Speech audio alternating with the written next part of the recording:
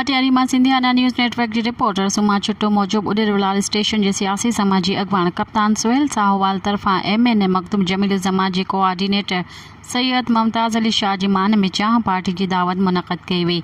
चाह पार्टी बाद में कॉर्नर गॾिजाणी में तब्दील थी वई, जंहिंमें उॾेरोलाल स्टेशन ऐं आसपास जी अवाम वॾी तादाद में शिरकत कई।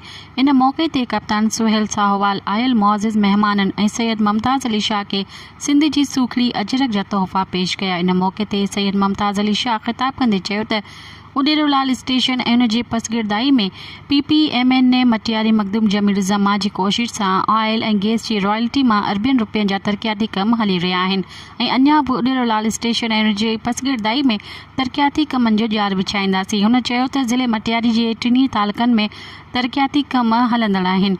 हुन चयो त तमामु जल्द उॾेरोलाल स्टेशन में MN मखदूम जमील ज़मात जो वॾो अज़ीम शान जलसो मुनक़द कयो वेंदो ऐं हलंदड़ 1 खां 4 स्केल जी नौकरियुनि में उॾेरोलाल स्टेशन ऐं उन जी पसगिरदाई में रहंदड़ अहल नौजवाननि खे पिणु नौकरियुनि में हिसो ॾींदासीं।